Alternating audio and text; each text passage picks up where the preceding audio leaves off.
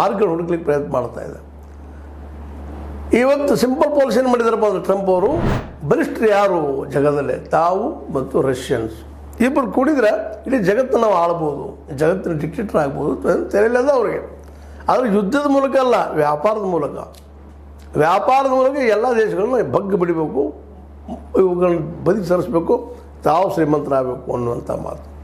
ಈಗ ಹಿಂದೊಂದು ಚರ್ಚೆ ಮಾಡಿದ್ವಿ ನಾವು, ಗೋಲ್ಡ್ ಕಾರ್ಡ್, ಅದು ದುಡ್ಡಿದ್ದವ್ರು ಮಾತ್ರ ಬರಲಿ, ನಮ್ಮಲ್ಲಿ ಉಳಿದವ್ರು ಬರಬೇಡ್ರಿ. ಅಂದರೆ ನಮ್ಮ ದುಡ್ಡನ್ನು ತೊಗೊಂಡು ಅಲ್ಲಿ ಇನ್ವೆಸ್ಟ್ ಮಾಡಿ ಅಲ್ಲಿ ಮಾಲ್ ತಯಾರಿಸಿ ಮಾತ್ರ ನಮಗೆ ಮಾರುವಂಥ ಒಂದು ಹೊಸ ಪ್ಲಾನ್ ಹುಡುಕ್ತಾ ಇದ್ದಾರೆ ಹಿಂಗೆ ಪ್ರತಿಯೊಂದು ದೇಶದಲ್ಲಿ. ಆದರೆ ಇದಕ್ಕೆ ಇವತ್ತು ನಮ್ಮ ಸೌತ್ ಅಮೇರಿಕದ ದೇಶಗಳಾಗಿರ್ಬೋದು, ಉದಾಹರಣೆಗೆ ಹೇಳಿದ್ದೇನೆ ನಿಮಗೆ ಈಗಾಗಲೇ ಮೆಕ್ಸಿಕೋ, ಬ್ರೆಜಿಲ್, ಅರ್ಜೆಂಟೀನಾ ಅಂಥ ದೇಶಗಳು, ಯುರೋಪಿಯನ್ ಯೂನಿಯನ್ ಅಂತ ಪೂರ್ತಿಯಾಗಿ ವಿರೋಧ ಮಾಡಿದ. ಅದೇ ಕಾಲಕ್ಕೆ ಚೈನಾ ಅಂತ ಸ್ಪಷ್ಟವಾಗಿ ಹೇಳ್ತಾ ಇದೆ. ಕೆನಡಾ ಅಂತ ಅವರು ಬ್ಯಾನ್ ಮಾಡಿ ಹೋಗಿಬಿಟ್ಟಿದ್ದಾರೆ. ಕೆನಡಾದಲ್ಲೂ ಇವರು ಅಟ್ಯಾಕ್ ಇರ್ತೀವಿ, ಕೆನಡಾನು ಬ್ಯಾನ್ ಮಾಡಿದ್ದೇವೆ. ಕೆನಡಾ ಸ್ಪಷ್ಟವಾಗಿ ಹೇಳ್ತದೆ.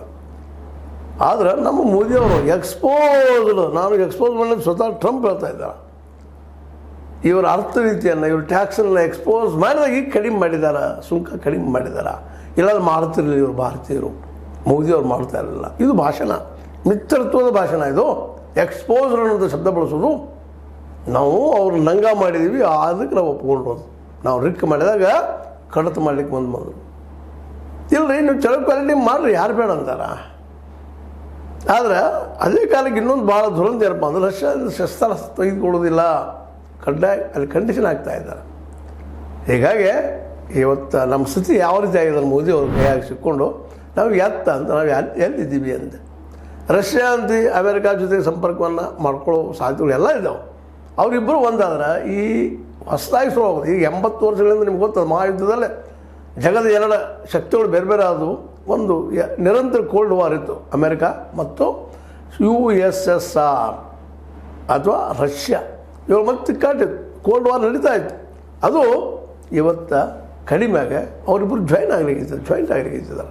ಅವರಿಬ್ಬರು ಒಂದಾದರೆ ಇನ್ನು ಮುಂದಿನ ಏನಾಗ್ಬೋದು, ಯಾವ ರೀತಿಯಾಗಿ ಆಗ್ಬೋದು ಇಡೀ ವಿಶ್ವದ್ದು. ಈಗಂತ ಟ್ರಂಪ್ ಅವ್ರು ಹೇಳೋ ಪ್ರಕಾರ ಟ್ರೇಡ್ ವಾರ್, ಬಂದೂಕಿಲ್ಲ, ಮತ್ತೊಂದಿಲ್ಲ, ಏನು ಯುದ್ಧ ಇಲ್ಲ, ಇದ್ರ ಮೂಲಕ ಆಯಾ ದೇಶಗಳಲ್ಲಿ ತಮ್ಮ ವಸ್ತುಗಳನ್ನ ಮಾರೋದು,